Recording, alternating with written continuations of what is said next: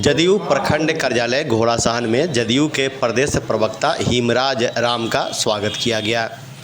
मौके पर उन्हें फूल माला एवं अंग वस्त्र देकर सम्मानित भी किया गया।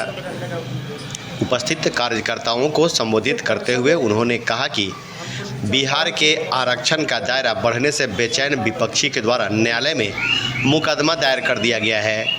इसके पूर्व भी मंडल कमीशन के खिलाफ बीजेपी के द्वारा सुप्रीम कोर्ट में मुकदमा दायर किया गया और वीपी सिंह की सरकार गिराई।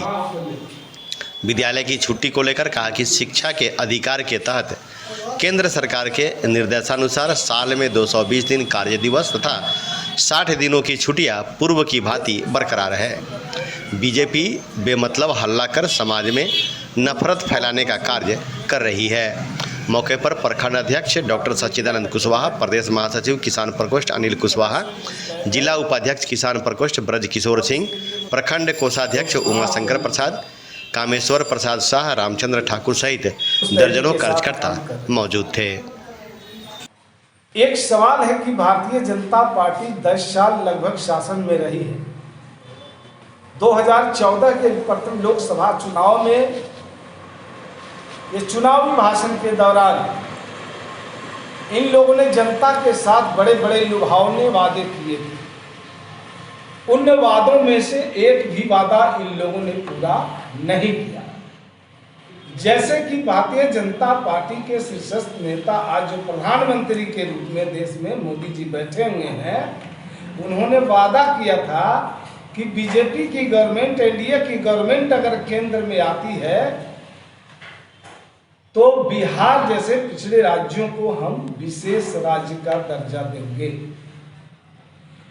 दूसरा, उन्होंने वादा किया था कि देश के अंदर हर साल हम 2 करोड़ लोगों को नौकरी देंगे। तीसरा, उन्होंने कहा था कि हम 100 दिन के अंदर महंगाई पर लगाम लगाएंगे। उसने वादा किया था कि देश का जो काला धन विदेशों में है उसको वापस लाएंगे देश में और हर आदमी के खाते में 15-15 लाख रुपया दे देंगे। उसने वादा किया था कि किसानों की आय दोगुनी कर देंगे। उसने वादा किया था कि महिलाओं की अस्मिता और आबरू की रक्षा करेंगे और महिलाओं को उचित भागीदारी देंगे। तो इन सवालों पर जब आप नजर उठाकर देखेंगे तो जनता, अब चूंकि 10 साल बीत गई बीजेपी की सरकार की, तो जनता का भी सब्र का बांध अब टूट गया है। जनता अब सवाल कर रही है बीजेपी के नेताओं से और वो पूछना चाहती है कि आपने जो वादा किया था 2014 के चुनाव में, आपने एक भी वादा पूरा नहीं किया। तो अब बीजेपी घबरा करके जनता के सवालों का जवाब देने के बजाय जनता को उनके सवालों से ध्यान भटकाकर कुछ नई नई बातें उनके सामने रख करके उनका ध्यान भटकाना चाहती है। और बिहार की सरकार जो कितना भी अच्छा काम क्यों न करे, सिर्फ उसकी आलोचना करना उनका मकसद रह गया है। अभी आपने देखा कि बिहार में बड़े पैमाने पर बहालियां शुरू हुई, बड़े पैमाने पर शिक्षकों को नियुक्ति पत्र बांटे गए और फिर दूसरे चरण की शिक्षक नियुक्ति की प्रक्रिया भी जारी है। विभिन्न विभागों में जो नियुक्तियां हैं उनको मंगा करके उस पर वैकेंसियां की जा रही है, ताकि जो सरकार ने 10 लाख लोगों को नौकरी देने का जो वादा किया था बिहार सरकार ने, उसको पूरा किया जा सके। और इस सरकार की तरफ से दावा किया जा रहा है कि हम 10 लाख लोगों को सरकारी नौकरी देंगे और 10 लाख लोगों को रोजगार देंगे। और इन वादों पर सरकार जो है मुस्तैदी से काम कर रही है और अपना जो समय सीमा निर्धारित है, समय सीमा के पहले 10 लाख लोगों को नौकरी और 10 लाख लोगों को रोजगार देंगे। बात रही राज्य के अंदर जो विकास का जो दर है वो काफी तेजी से बढ़ा है। आपको मैं बता देना चाहता हूं कि अगर जैसे केंद्र का जो अपना कर्तव्य होता है, केंद्र सरकार का जो केंद्रांश की राशि है राज्यों के विकास के लिए उसे वापस करना है। विभिन्न करों के माध्यम से राज्य सरकार केंद्र को पैसा भेजती है और केंद्र जो है बिहार के विकास के लिए, राज्यों के विकास के लिए उनका जो अपना हिस्सा बनता है राज्यों को देना पड़ता है। तो केंद्र सरकार अपने हिस्से का राशि बिहार सरकार को देने में आनाकानी करती है। हमेशा सौतेलापन पूर्ण व्यवहार किया है, भेदभाव किया है और कम संसाधन में बिहार सरकार ने बिहार की तरक्की अच्छे तरीकों से तेजी के साथ कर रही है। लेकिन हमारी मांग है कि अगर बिहार को विशेष राज्य का दर्जा और विशेष पैकेज दिया जाए, दोनों दिया जाए, और तब जाकर के बिहार के अंदर जो काम 5 साल में पूरा नहीं होगा वो काम बिहार में 2 साल के अंदर पूरा हो जाएगा और बिहार और तेजी के साथ आगे बढ़ता रहेगा। सर कि ये जो बिहार विशेष राज्य का दर्जा का मांग है, ये चुनावी मुद्दा हो जाता है क्या? बिहार को विशेष राज्य का दर्जा देने की मांग आज का नहीं है। 2005 से ही हमारे नेता इस मांग को दोहराते रहे हैं और बार बार बिहार सरकार की ओर से केंद्र को चिट्ठियां लिखी जाती रही है और कई बार दिल्ली में इसको लेकर के आंदोलन भी हुआ है, रैलियां भी हुई। लेकिन अब मैं बात बता दूं आपको कि 2014 के चुनाव में मोदी जी ने वादा किया कि हम विशेष राज्य का दर्जा देंगे अगर सरकार बनती है हमारी। तो 2015 में राज्य के विधानसभा का चुनाव होते हैं बिहार के अंदर, तो वही मोदी जी आके कहते हैं कि बिहार को विशेष पैकेज दूंगा, बिहार को विशेष राज्य का दर्जा दूंगा, और दर्जा नहीं दूंगा तो विशेष पैकेज दूंगा। लेकिन विशेष पैकेज की घोषणा करके चले गए, विशेष राज्य के दर्जा की बात करके चले गए, चुनाव बीत गए, विशेष पैकेज के नाम पर वो झुनझुना बिहार को थमा देते हैं और बिहार के लोगों के साथ नाइंसाफी करते हैं। ये तो बिहार के मुख्यमंत्री आदरणीय नीतीश कुमार जी हैं जो अपने बुद्धि विवेक से अपनी कार्य क्षमता के अनुसार बिहार को तरक्की के रास्ते पर आगे ले जा रहे हैं, कम संसाधनों के बावजूद। जो आरक्षण का दायरा बढ़ाया गया है, इस पर बीजेपी जो है सुप्रीम कोर्ट पहुंची है, इस पर क्या कहिएगा?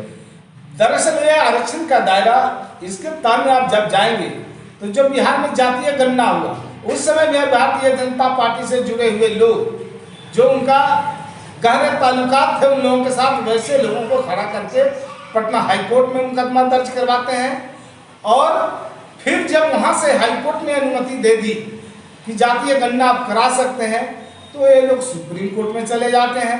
सुप्रीम कोर्ट ने भी अपना आदेश दे दिया कि जातीय गणना उचित है, तो अब इन लोग जो है दोबारा चिल्लाने लगे कि हम जातीय गणना के खिलाफ नहीं। देखिए इन लोगों का चाल चरित्र कैसा है। जब ये सर्वदलीय बैठक में पास हुआ कि बिहार सरकार अपने खर्चा से, चूंकि केंद्र सरकार ने इनकार कर दिया था, केंद्र सरकार को 10 वर्षीय जनगणना करानी थी 21 में, केंद्र सरकार ने 10 वर्षीय जनगणना नहीं कराई, वो कोरोना का बहाना करके टाल गई जनगणना को, जबकि 83 से अधिक देशों ने दुनिया में अपने अपने देशों में कोरोना काल से जूझते हुए जनगणना करा लिया। पाकिस्तान जैसा गरीब देश भी अपने देशों में जनगणना करा लेता है, लेकिन मोदी जी की नीयत देखिए, इनकी नीयत साफ नहीं है। ये जानबूझ करके, चूंकि 2026 में नया परिसीमन होना है, उन्होंने जानबूझ करके देश में नई जनगणना नहीं कराई 21 में कि ताकि 2026 का जो नया परिसीमन होना है वो परिसीमन ना हो सके। इन्होंने महिला आरक्षण बिल लागू कराया। महिला आरक्षण बिल लागू करा देने से क्या होता है, जब देश में परिसीमन ही नहीं होगा तो आरक्षण का लाभ कैसे मिलेगा महिलाओं को। तो एक तरह की साजिश है, लोगों को बेवकूफ बनाने का, देश की जनता की आंख में धूल झोंकने का एक नया फार्मूला है जो मोदी जी ने इस्तेमाल। दूसरा सवाल है कि बताया जाता है कि विशेष जाति को इसमें संख्या बढ़ा दिया गया है। इसमें सरकार किसी भी जाति का न संख्या घटाया है और न संख्या बढ़ाया है। मैं आपको बता देता हूं सीधा शब्द, बिहार के अंदर रविदास जाति की संख्या अनुसूचित जातियों में सबसे ज्यादा है, लेकिन कुछ लोगों ने जो बौद्ध धर्म की ओर चले गए, उन लोगों ने अपनी जाति रविदास चमार नहीं लिखा, उन लोगों ने बौद्धिस्ट लिख दिया, तो चमार की संख्या पासवान से कम हो गई। तो हम ये अगर रविदास समाज के लोग हाल उठाते हैं कि हमारी संख्या कम कैसे हो गई, तो हकीकत इसके पीछे यही है। और कई जातियां हैं जिसके जनसंख्या में कमी भी आई है, किसी में बढ़ोतरी भी हुई है, तो इसको लेकर के वही लोग हाला उठा रहे हैं जो सत्य पर पर्दा डालना चाहते हैं। सरकार ने बड़ी ईमानदारी पूर्वक से, बड़ी मुस्तैदी से जातीय गणना को कराया है। अगर बढ़ाना होता तो माननीय मुख्यमंत्री जी जिस समाज से आते हैं वो अपनी जाति का भी संख्या बहुत बढ़ा लेते, लेकिन ऐसा भी नहीं हुआ है। तो इस तरह से भारतीय जनता पार्टी का ये आरोप जो है बिल्कुल निराधार और गलत है, क्योंकि वो सरकार को बदनाम करने के लिए कोई भी झूठा भ्रामक प्रचार हमेशा चलाती है। इंडिया गठबंधन की तरफ से शिवहर लोकसभा क्षेत्र में आप लोग किसको उम्मीदवार समझते हैं? देखिए, अभी तक सीटों के मामलों में जो इंडिया गठबंधन के घटक दल हैं और घटक दल के मजबूत लीडर हैं, आपस में जो कोऑर्डिनेशन कमेटी है, इस पर अभी वार्ता करके इसके फाइनल नतीजे पर नहीं पहुंची है। वो जो समय आएगा तो इन सारी चीज़ों का खुलासा कर दिया जाएगा, कौन सीट किस पार्टी के लिए है और वहाँ से कौन उम्मीदवार होंगे। ये कोऑर्डिनेशन कमेटी का काम है, कोऑर्डिनेशन कमेटी अपना निर्णय लेकर के इसका खुलासा। ठीक।